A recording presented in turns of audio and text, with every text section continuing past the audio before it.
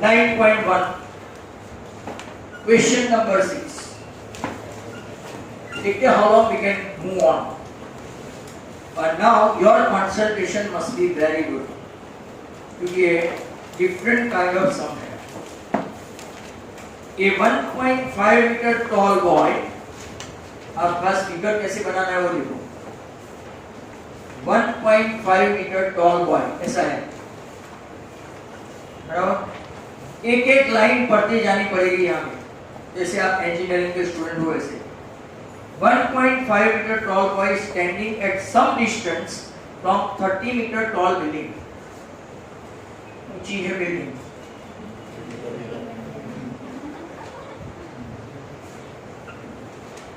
कितना है?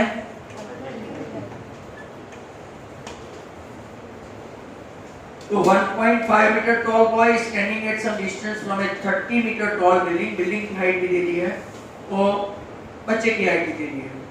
Angle of elevation from his eyes. From word मैंने कल बोला था, काफी इंपॉर्टेंट. इसकी आंखों से एंगल ऑफ एलिवेशन मतलब ऊपर ही देखेगा, डिप्रेशन होगा तो नीचे देखेगा. तो angle of elevation from his eyes to the top of the building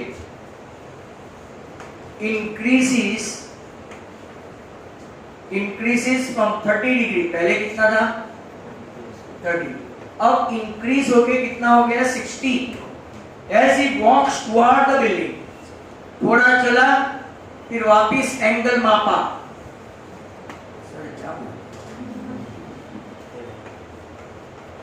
तो ये एंगल कितना हुआ? 60. आपको फाइंड करना है, find a distance we walk toward the building. मतलब कि we want to find out this x. हमारे पास तो y भी नहीं. अब एक गोल्डन थंब रूल सभी बच्चे सीख लें कि ट्रायंगल ऐसा हो, ये ऐसा हो. जब ऐसे जाएंगे ना तो यहाँ पे ही 30 आएगा, यहाँ 60 आएगा और ये 90. आपका ऐसा कभी नहीं आ सकता कि ये 30 और ये 60, ये 30 और ये 45. ये हमेशा ऐसे डिक्रीजिंग ट्रेंड में होता है. 90 है तो 45 है तो 30, 60 है तो 45. समझ में आ गया? इस तरफ भी ऐसे, ये 90 है तो अगर आप ऐसा ऊंधा ड्रॉ करते हो जैसे कि ये, तो मान लो ये एंगल बड़ा और ये सबसे छोटा, क्योंकि ये यहाँ से डिक्रीजिंग ट्रेंड पे जा रहा है. ये खास याद रखना, ये तो पूरी तरह से फंसोगे, पूरा समय वो रॉन्ग देंगे क्योंकि आपको कॉन्सेप्ट पता नहीं है. ऐसा मानेंगे. तो यहाँ पे एक लड़का या लड़की जो भी है 1.5 मीटर की, इसकी आंखों से angle of elevation of that tower तो 30 मीटर का या बिल्डिंग, यहाँ से देखा तो 30. अब ये टावर की और चल गया, फिर वापिस थोड़ा चला और फिर यहाँ से देखा तो एंगल कर गया 60. हमको क्या फाइंड करना है? What he walked about. अब देखो ये भी 1.5 है, तो ऊपर CF की हाइट कितनी होगी? CF 30 माइनस 1.5 बच ही नहीं आया था, 28 पॉइंट. समझ में आया सबको? यस और नो? अब सर दो ट्राइंगल का पहला सम है, मतलब कि आपके पास दो ट्राइंगल है, right angle triangle. Which are they? CFE. हाँ, तो मतलब कि CFE और CFE दो राइट एंगल है. हम लोग दोनों ट्राइंगल लेंगे, फिर जो x की वैल्यू आएगी उसमें वो कंपेयर करेंगे, बराबर, और x फाइंड करेंगे. हमारे पास बाकी कुछ है नहीं. देखिए ये 1.5 है. अब ये कितना चला वो चलिए, ये पूरा का पूरा जब 30 डिग्री हो ना, ध्यान से देखो, 30 डिग्री हो तो पूरा ये आएगा, 60 के लिए y ही आएगा. समझ में आ रहा है? तो पहले मैं लूंगा छोटा सा ट्रायंगल CFE, बराबर. ध्यान से समझना, मेजर F कितना है? 90. मेजर E कितना है? 60. यहाँ पे कौन सा आइडेंटिटी आएगा? हाइपोटेन्यूज पिक्चर में है ही नहीं, तो 10. 60 equal to opposite upon adjacent. √3 equal to CF कौन? 28.5। क्या मैं आपको ऐसा लिख सकता हूँ 57/2 और EF कितना है? मैं y को उस तरफ ले जाऊँ y equal to 57/2 upon √3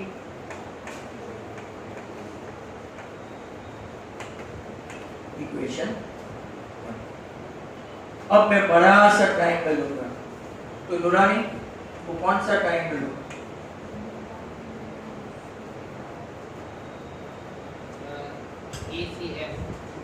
ACF के बदले बेटर है बीच में राइट एंगल है CF है। ओके, F है 90 और A है 30। अब बोलो 30 के सामने की साइड ये है और 30 के एडजेसेंट साइड पूरी है। हाँ पूरी, इतना मत लेना कोई भी सम हो, छोटी जगह से यहां से आया, ये बड़ी जगह है, एंगल छोटा है, तो क्या आएगा? नहीं आएगा ना, हाइपोटेन्यूज पिक्चर में है। tan 30 equal to CF x plus y 1 upon √3 57/2 और नीचे x प्लस, तो x plus y equal to 57 into √3 बराबर। हमारे पास कुछ y है, yes, put the value x plus 57 to √3 equal to 57 √3। अब क्या करेंगे?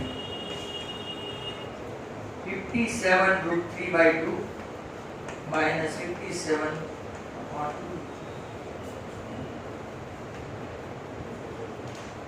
LCM क्या आएगा?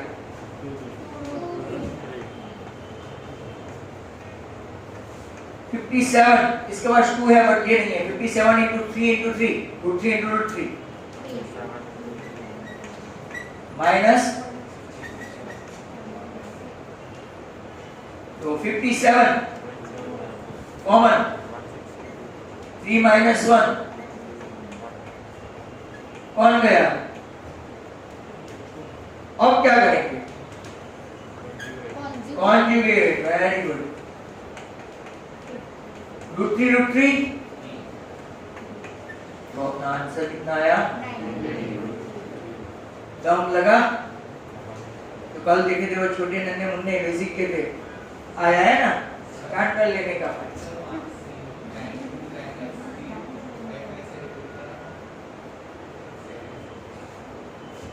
CFA opposite upon adjacent 28.5 that is 57/2 upon √3। यहाँ से ना CF upon x plus y, इसकी वैल्यू है 1/√3। ये तो कैलकुलेशन है। तो x plus y equal to 57/√2 multiply by 3, sorry √3, ये मैंने यहाँ पे लिखा। अब y की वैल्यू ये है जिसको मैं उस तरफ ले गया, फिर तो LCM लिया, दोनों में है, तो इसको किससे मल्टीप्लाई करना पड़ेगा? 57√3 को √3 से, √3 से मल्टीप्लाई किया तो 2 √3 मिलके क्या हो गया? 57 3 सा। यहाँ पे समझ में नहीं आया होगा, 57 इंटू 3 माइनस 57 और नीचे 2 √3। यहाँ से मैंने 57 कॉमन निकाला, तो ब्रैकेट में यहाँ से 3, यहाँ से 1 बचा, जो इसके साथ कैंसिल, और बाद में मैंने 1। आज का एक ही सम 10-15 मिनट का हो गया। नंबर 7, अब सब ऐसे ही रहेंगे,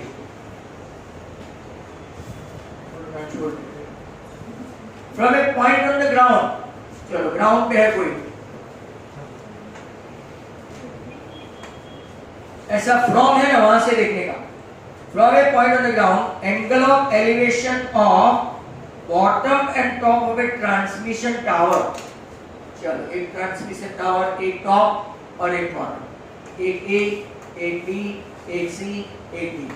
ध्यान से देखना क्वेश्चन देखो, from a point on the ground angle of elevation, मतलब हम लोग ऊपर देखते हैं, पहला कौन सा है, एलिवेशन ऑफ द बॉटम, तो बॉटम ये है, एंड टॉप, दो अलग अलग एंगल है, of a transmission tower fix at the top of a 20 metre high building, building की ऊंचाई कितनी है, हमारे पास ये ट्रांसमीटर की नहीं है। पहले का एंगल जो छोटा वाला है ना, ये छोटा वाले का हमेशा छोटा एंगल और बड़ा वाले का, बॉटम वाले का 45 रिस्पेक्टिवली, और टॉप वाले का कितना है, 60। ढूंढना क्या है, हाइट ऑफ द कौन सा टावर, ट्रांसमिशन, जो खाली टावर बोलते हैं एलोक्वेट ट्रांसमिशन। आपके पास कितने राइट एंगल ट्रायंगल हैं, दो, कौन से A C D B C. Generally हम लोग, जनरली नॉट ऑलवेज, छोटे ट्रायंगल पहले लेंगे, सब कुछ लिख देते हैं, A B equal to H height of top, top है 20 मीटर, हाइट ऑफ ऊंची है बिल्डिंग, सीडी माला हाइट नहीं,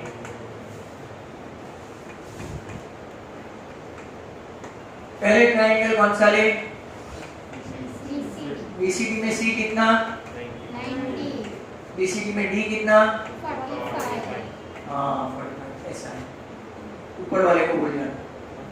तो मेरे पास ये और ये है, क्या लेंगे, हाइपोटेन्यूज अभी 2 दिन से गया, मतलब 2 सम से, तो 1045 equal to BC upon CD, CC cut, so B upon D। कोई मिल गया, नहीं पूछा तो भी ढूंढ लिया, क्योंकि चाहिए। अब कौन सा ट्रायंगल लेंगे, मेजर एंगल, और अब B कितना, हाँ 45 मत लिखना, दिखता है वो नहीं है, 60 के सामने की आपकी साइड और 60 के सामने की एडजेसेंट साइड, तो कौन सा 10 60, पूरा लेंगे AB plus BC upon CD √3। AB हमारे पास 9 है, इसको उस तरफ उठा के ले जाओ, और 20 को मैं क्या करूं, उसको भी उठा के ले जाओ। तो व्हाट्स योर आंसर, जिस दिन आपको √3 की वैल्यू दे, समझ आ रहा, जिस दिन आपको ब्रैकेट में √3 की वैल्यू दे, तो 1.7 या तो 1.73 माइनस 1 करो और 20 से दे दो, नहीं दे दो, आंसर आ गया। वो वाले से ये वाला अच्छा था, यहाँ में कोई शक, दो ही सम हुए अभी तक। तो चलते हैं नंबर 8 में, अब तो 5-6 हो जाए तो भी बहुत। Hello hello hello hello,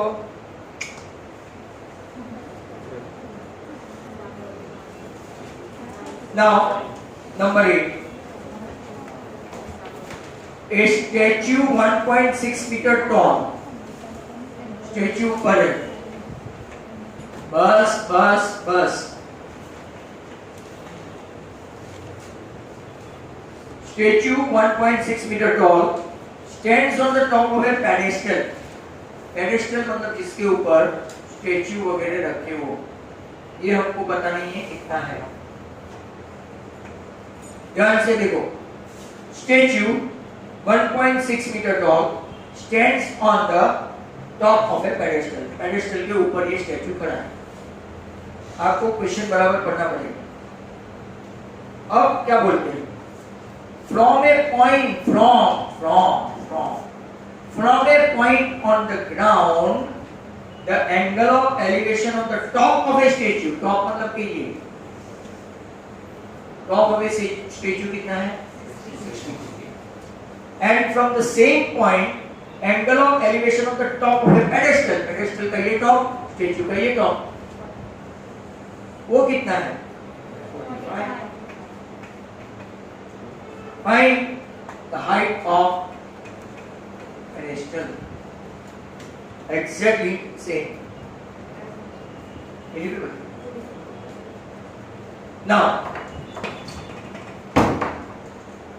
AD 1.6 meter height of con statue. BC H meter height of con pair. CD distance between foot of pedestal and point of observation. और पहला छोटा ट्रायंगल ले लेते as usual, in triangle BCE measure C है 90, major B कितना है 45. Very good, छोटे वाले के लिए छोटा ट्रायंगल, ये और ये है 10, तो 10 45 equal to BC upon CD, 1 equal to BC upon CD, बराबर है. अब कौन सा ट्रायंगल लेते हैं, measure C 90 and measure D 60 लेंगे तो क्या आएगा 10 ही आएगा. 10 60 equal to AB plus BC upon, यहाँ हमारे पास AB है प्लस BC अपॉन BC. क्यों BC लिखा,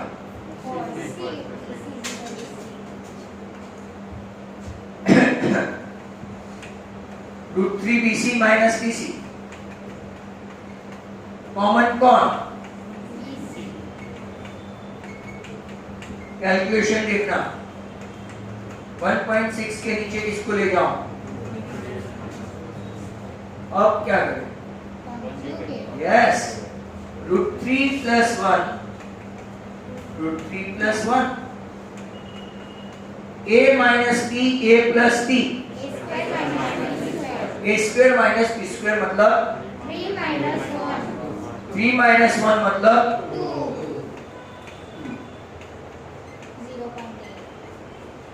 0.8 इंटू √3 प्लस 1. अभी भी उसने नहीं बोला तो हम भी लिखे. आंसर आपका आ गया. अच्छा 4-5 समझिए. Next one number 9, angle of elevation of the top of A building. ये मुझे कोई डायग्राम करवा दे, आपको 1-2 मिनट देता हूँ, अपने स्टार्ट करें आप लोग बनाना. और फिर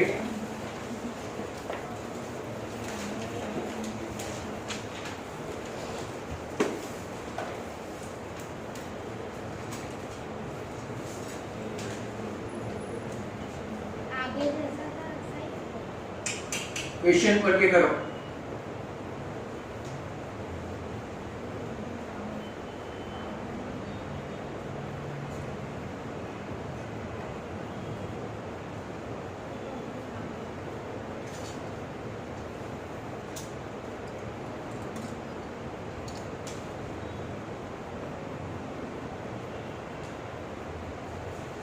और कौन बड़ा है वो जरा मुझे डायग्राम ड्रॉ करके इन्फॉर्म करो.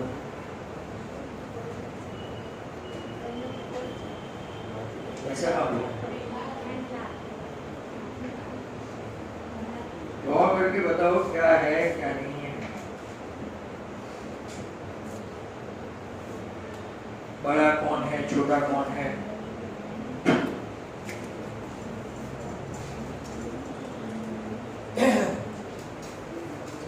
क्वेश्चन ध्यान से पढ़ो। Number 9, angle of elevation of the top of a building from foot of a tower। Tower का फुट, तो मान लो ये आपका टावर है और ये आपका बिल्डिंग है, बराबर। अब फ्रॉम कहां से? फ्रॉम, तो देखो कहां है from? From the foot of A tower, ये फुट है, फुट ऑफ ए टावर। फिर क्या है? Angle of elevation of the top of A building from the foot of A tower is 30। मान लो कि ये 30। I repeat, angle of elevation of the top of A building, ये building है, top of A building from the foot of the tower is 30। And the angle of elevation of the top of the tower from the foot of the building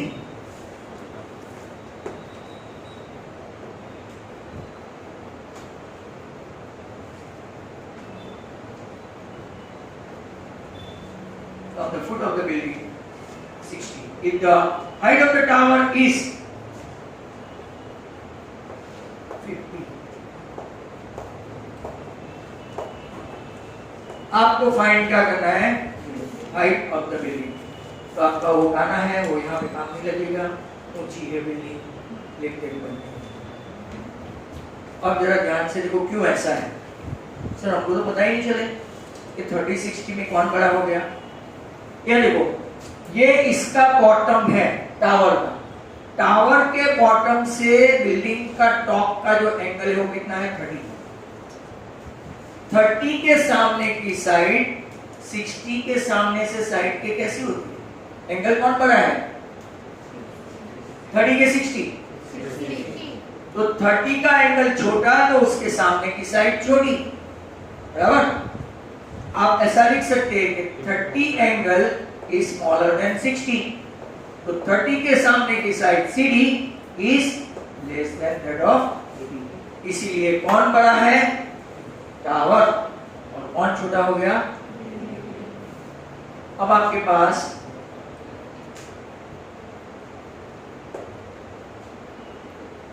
कौन सा छोटा triangle है? BCD। Triangle BCD में लेते हैं measure C 90 और B कितना है? 30। आप ऐसे देखोगे ना तो ये 90 दिखेगा, ये मत देखना, ये इतना ही 60 है, बट बड़ा हो गया 90 होता है। अब अपने पास ये है और इसका तो काम ही नहीं। कौन सी identity? 10 30 equal to CD upon क्या लेंगे? 1/√3 equal to CD upon BC। तो आपका CD कितना आया? लेते हैं। दूसरा ट्रायंगल आपको कौन सा दिखता है? ये देखो, इसको ढांक दो। ये 90 हो गया। ABC इसके ऊपर टिक मार्क कर दो क्योंकि ये आपको समझ में नहीं आ रहा है। मेजर B 90 और एंगल कौन सा है? 60। तो अब कौन सा एंगल लेंगे? 10 60। अपोजिट साइड कौन सी है? AB और नीचे √3। BC कितना है? पता नहीं है सर। और AB आपका BC कितना आया? बराबर है। CD चाहिए BC upon √3 50 upon √3 upon √3 50 upon 3 तो आपका जो भी आंसर है 3 1 जा 3 बचा 2 16.67 मीटर। अब आपको लिखना पड़ेगा 4। जो 2017 मार्च में पूछा था क्वेश्चन 10,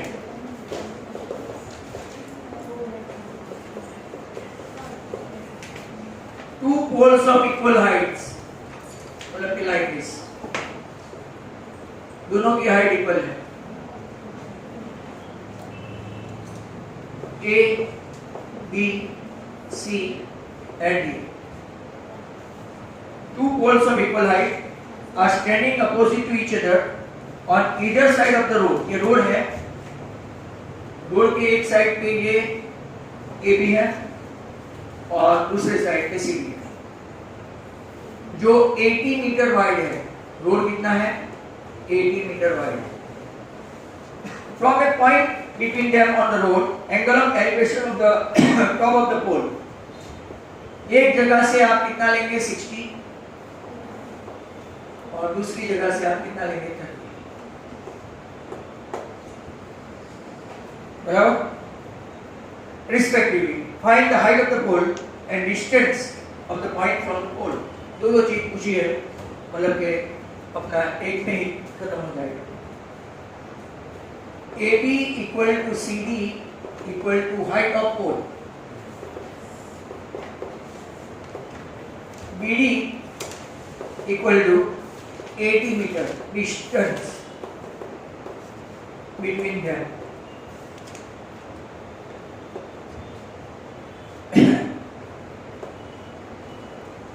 पहला ट्रायंगल लेते हैं तो एक को हम लोग ले लेंगे x, AD minus x। तो पहला ट्रायंगल कौन सा लेंगे? AB, जिसमें B 90 और E 60। 10 60 AB upon BE, AB upon x, तो AB की हाइट आई। दूसरा ट्रायंगल कौन सा लेंगे? CD, इसमें D 90 और E कितना है? 30। तो कौन सा आइडेंटिटी आएगा? 10 ही आएगा। यह आपका क्या है? 1/√3 equal to CD। Cross multiply करो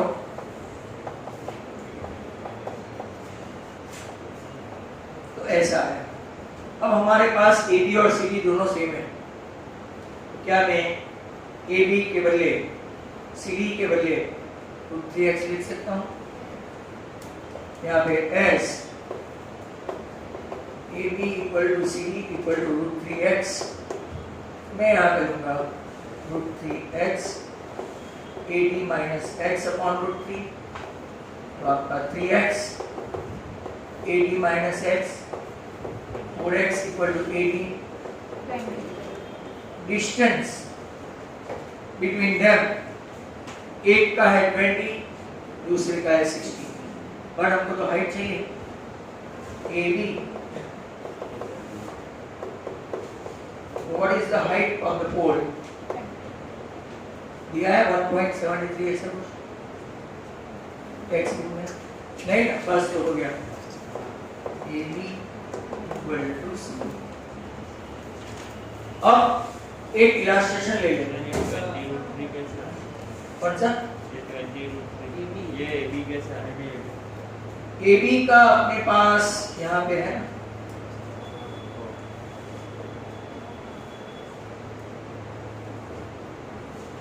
बराबर है। और एक इलास देखते हैं, इलास पहली बार इस साइड का इस्तेमाल करूंगा।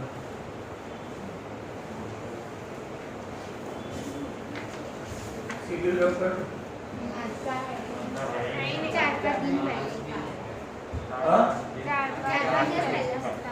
अभी कुछ नहीं।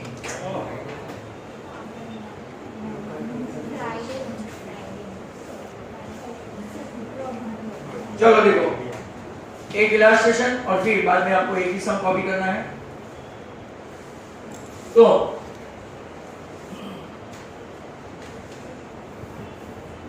क्वेश्चन नंबर 4, यहां पे आप लोग देखेंगे फ्रॉम ए पॉइंट P, इस तरफ ही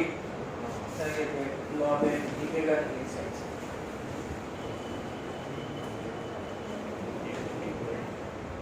चलो कुछ नहीं।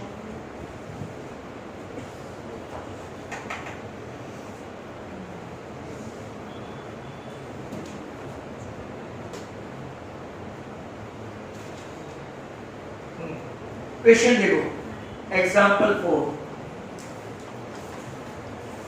From a point P on the ground पे एक पॉइंट है P, angle of elevation of a top of a 10 metre tall building की हाइट कितनी है? 10 metre. From a point P on the ground, angle of elevation of a top of a 10 metre tall building is 30। चलो, a flag is hoisted at the top of a building.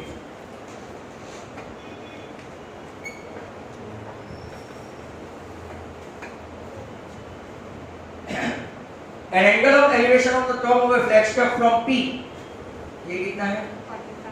45. Find the length of the flagstaff and the distance of the building from this. ये एक find करना है और ये एक find करना है। चलो, अपने पास दो ट्रायंगल है, पहले लेते हैं BCP, इसमें C है 90 और P कितना है? छोटा ट्रायंगल दो, छोटा एंगल 30 है, तो सामने की साइड और x tan 30 equal to BC upon CP 1/√3 equal to 10।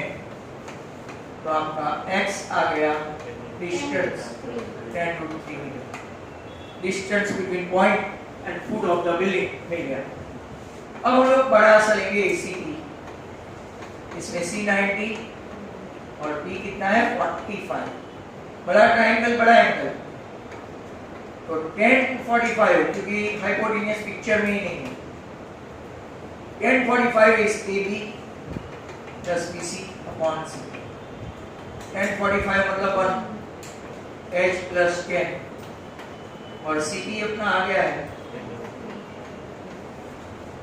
तो H plus 10 इक्वल टू 10√3। तो हाइट भी क्लियर कट दिखती है, 10, 3 minus 1 meter. Height of the flagstaff from that point is 10√3 minus 1. अब आप मेरी क्या?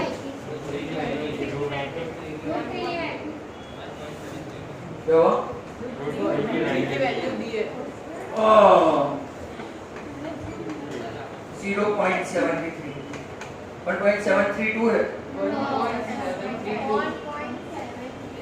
1.732